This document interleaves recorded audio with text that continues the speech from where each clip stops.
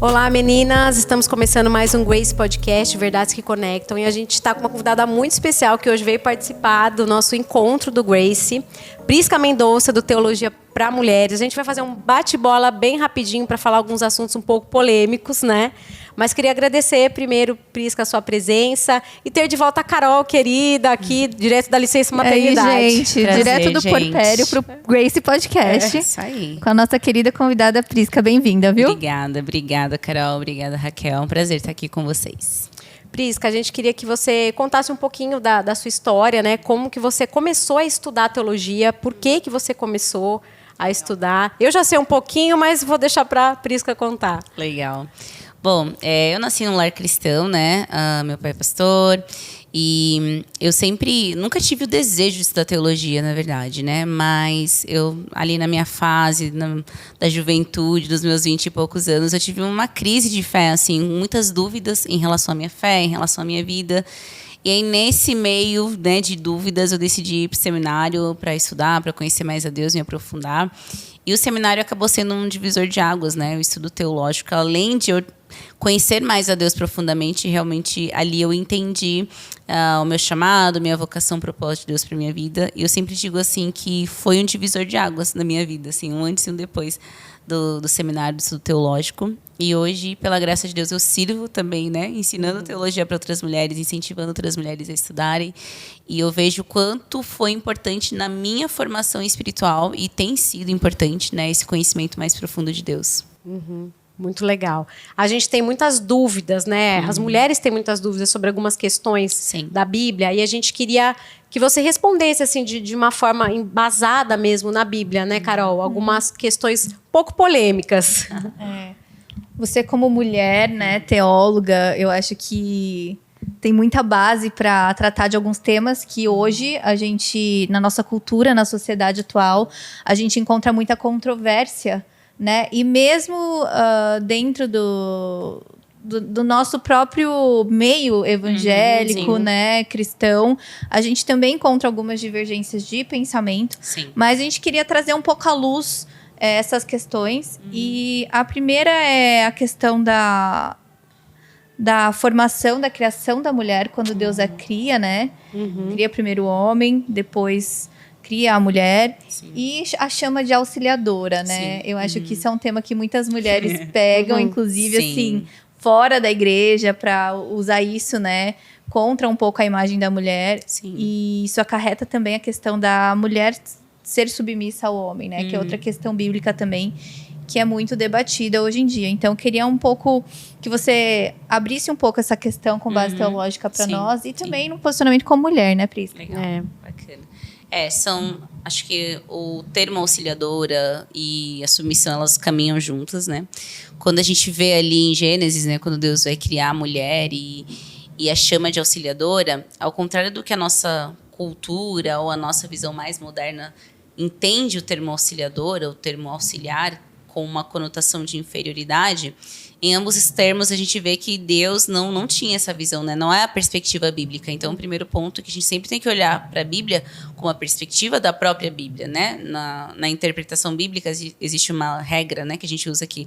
A Bíblia interpreta a si mesma. Então, eu tenho que interpretar a Bíblia a partir da Bíblia, não a partir da minha mentalidade moderna.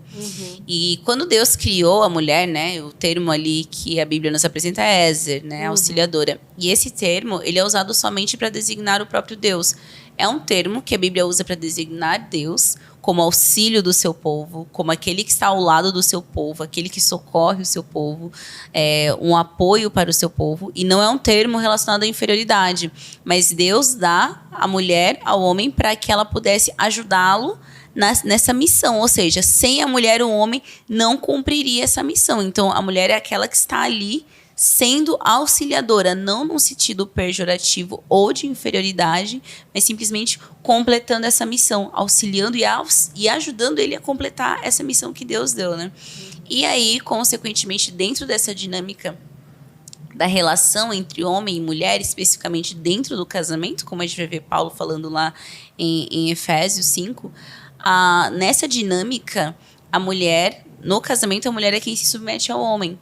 Só que é muito interessante, eu sempre digo assim, que a submissão não começa em Efésios 5, né? Ela começa desde o início. Você tem que ler toda a carta aos Efésios para você entender.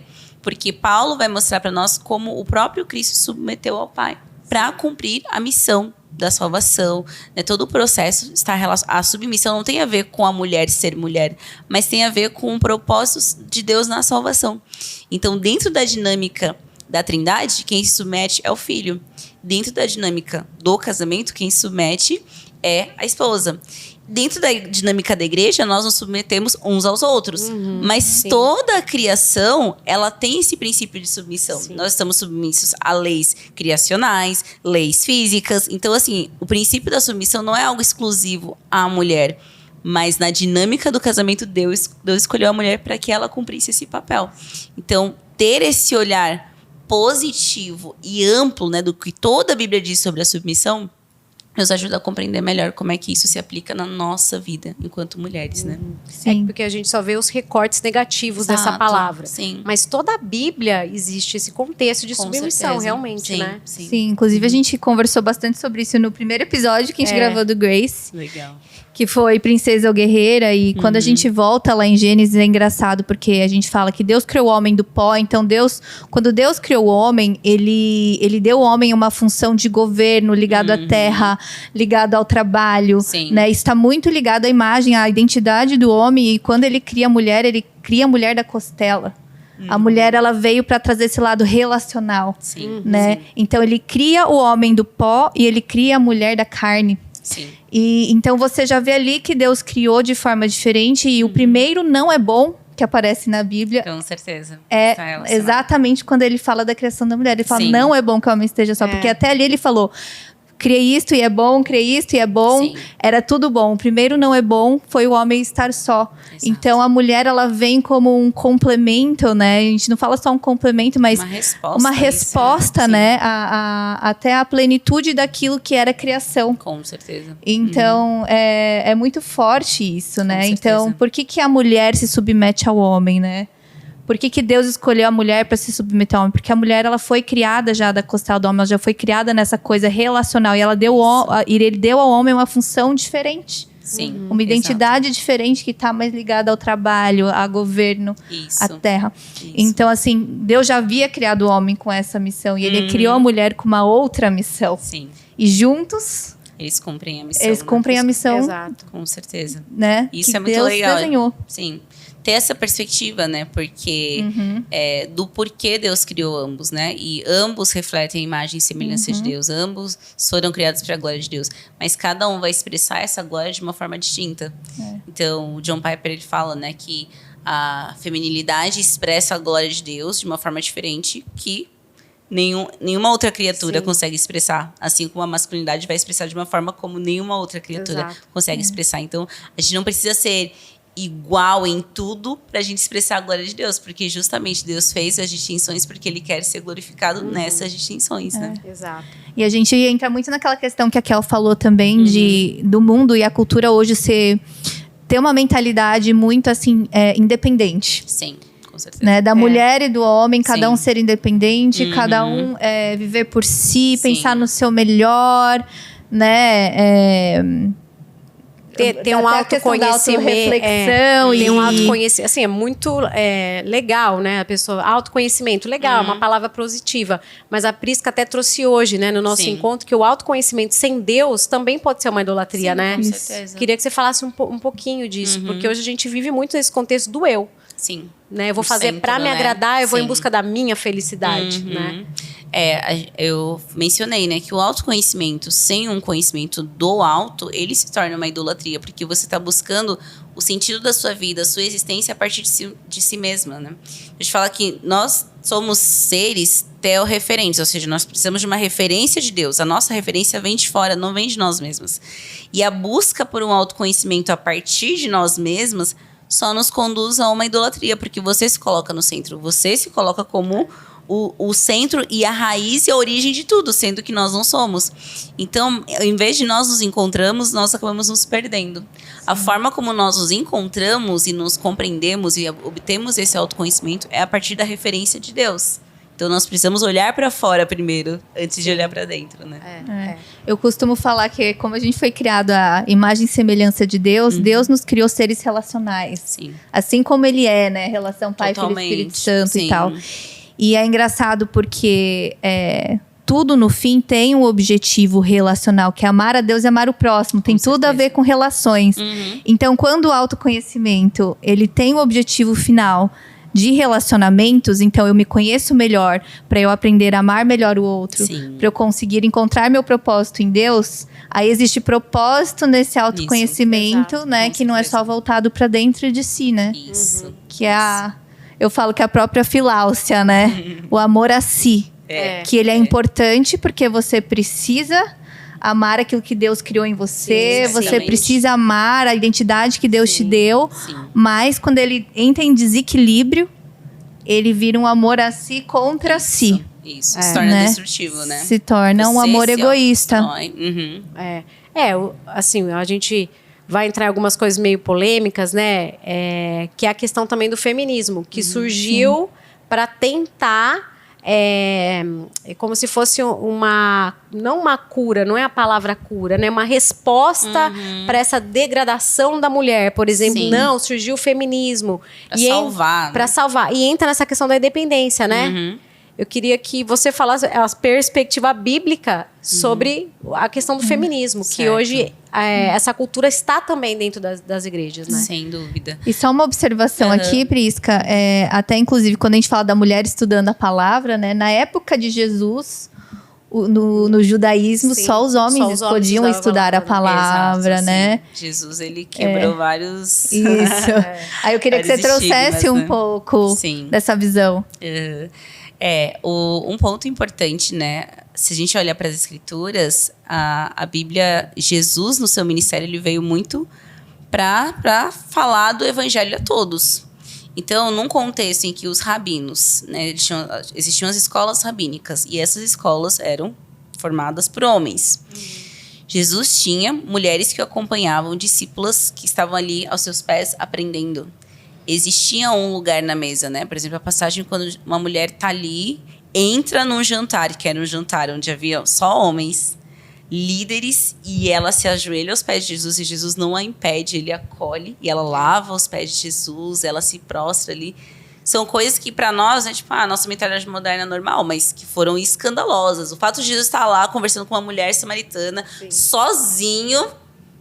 Primeiro, homens não conversavam com mulheres, a sós. Então, você tinha que conversar com a sua mulher. Mas não existia essa socialização entre homens e mulheres. Ainda mais a mulher samaritana, ele sendo judeu. Então, quebra de vários estigmas, né? E Jesus fala do evangelho para ela. Ou seja, ele está ensinando para aquela mulher coisas que ele só ensinava para os seus discípulos. Discipulando ela, né? Falando da verdade para ela, ensinando ela.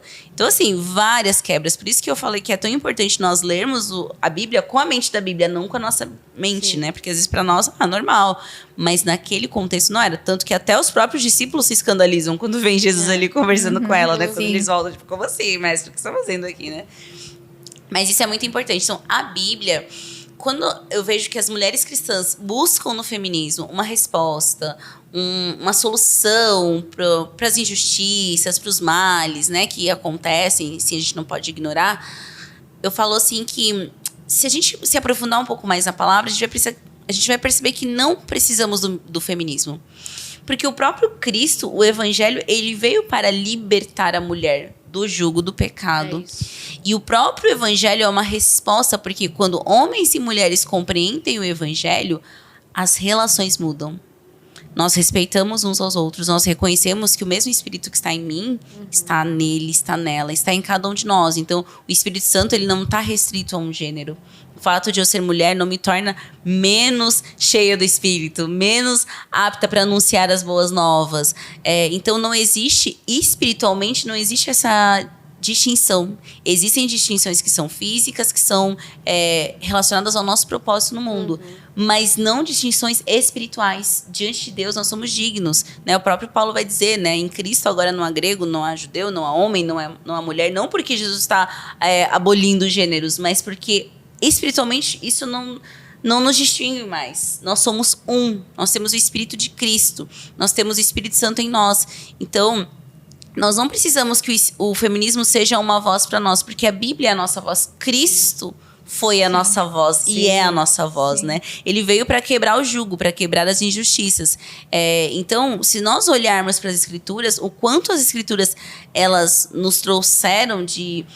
Gente, o cristianismo foi uma revolução, né? A mensagem de Cristo foi uma revolução para sua época. Então, só que para nós, muitas vezes a gente cai no discurso de não, né? A Bíblia é machista, a Bíblia é contra a mulher. Mas se nós olharmos para a Bíblia com a perspectiva correta, nós vamos ver quanto a Bíblia, ela valoriza a mulher. Muito. Quanto Cristo veio restaurar a dignidade de homem e da mulher. Poderia ter sido algo assim, não. Vamos só focar aqui nos homens. Não. Mas Cristo quebrando os próprios paradigmas da cultura, tanto a cultura grega, tanto a cultura judaica, né? No próprio templo ali, havia só o átrio das mulheres. Ou seja, as mulheres tinham que cultuar separadas. Elas não podiam cultuar junto com os homens. E aí a gente vê Cristo ensinando homens e mulheres. A gente vê a igreja em Atos, onde nos é dito que estavam homens e mulheres todos cultuando juntos. Ou seja, Cristo já quebrou aquela ideia de que não, as mulheres têm que cultuar separadamente. Não, todo mundo junto, porque é um só corpo, é um só espírito. Então, existe muito mais no evangelho em favor da mulher do que qualquer outra ideologia, né? Sim. E eu achei isso muito forte que você falou, né? Que a gente não precisa do feminismo para responder a uma dor dos direitos e da injustiça da mulher, porque Cristo já é essa resposta. Exato. Sim. Né? Isso é muito forte. Sim. Isso. Gente, vai ser uma conversa, infelizmente, muito rápida, porque a Prisca tem que ir embora. Eu queria que a Prisca divulgasse um pouco do seu trabalho, fala dos livros. Tem vários livros maravilhosos, inclusive infantis. Sim. E do curso também, de teologia. Bacana. Bom, Teologia para Mulheres, né? O TPM. É o trabalho que eu tenho desenvolvido, né? Ele nasceu no seminário, nesse contexto de estudo teológico. Eu falei, eu quero levar aquilo que Deus tem me ensinado aqui dentro da teologia para alcançar mais mulheres, para que as mulheres vejam que a teologia é para nós. A teologia é acessível para as mulheres também e que estudar teologia transforma a forma como nós enxergamos a Deus, enxergamos a nós mesmas, enxergamos o nosso próximo. Então, tem o @Teologia para Mulheres lá no Instagram. A gente também tem um canal no YouTube. Toda terça a gente tem o nosso Café Teológico. A gente estuda várias partes da Bíblia. Estamos agora estudando o Sermão do Monte. Tem sido bem legal. E também tem a Academia Teológica, que é uma escola, né, de teologia e formação bíblica, teológica, formação espiritual para mulheres. Então, lá dentro a gente foca muito na prática das disciplinas espirituais, como estudar a Bíblia, e o estudo teológico mesmo, das doutrinas, como é que essas doutrinas se aplicam na nossa vida. Mas sempre trazendo na perspectiva de como eu, mulher, posso viver isso, né? Então, quebrando aquele estigma de que a teologia é uma coisa muito distante, é uma coisa para o homem, não. Como eu, sendo uma mulher, sendo uma esposa, sendo uma trabalhadora, sendo uma dona de casa, uma empreendedora, como é que eu vivo esse evangelho na prática? Como é que eu vivo essa doutrina na minha vida, né? Então, dentro da Academia Teológica, a gente tem feito esse trabalho de formação mesmo, bíblica, teológica e espiritual para as mulheres. Então, fica aqui o convite para vocês seguirem, conhecerem, acompanharem, estudarem e invistam no conhecimento, né? Acho que a gente precisa ser intencional em aprender e conhecer mais a Deus. É muito bom. Os livros todos têm acesso no Sim. Lá pelo Instagram, isso. Tem lá na bio um link, tem todos os livros. Hoje tem o Efésios para Nós, que é um estudo bíblico em Efésios. Tem a série Nossos Heróis, que são os livros infantis. Tem devocionais, estudos, tanto físicos quanto em PDF também. Lá no link da bio vocês conseguem localizar. E se Deus quiser, ano que vem vai sair um outro estudo em Romanos também. Então, estou trabalhando nisso. Legal. Obrigada, Prisca. Deus abençoe muito o seu ministério. Obrigada. Prisca, queria realmente honrar você como mulher se levantando aí na teologia. Obrigada. Eu acho que precisamos de mais mulheres como a Prisca, né? Incentivar todas nós a entrarmos mais nessa jornada, né? Amém. E parabéns pelo trabalho, Prisca. Eu honro, admiro o que você tem feito. Amém. E a importância do que isso representa hoje, né? Glória Então, a Deus. parabéns, Obrigada. que Deus Foi um prazer continue estar te com vocês. abençoando Amém. na sua Tamo jornada. juntas por mais mulheres aí na teologia. Precisamos. Amém, é isso aí. Obrigada, gente. É isso, gente. Deus abençoe vocês.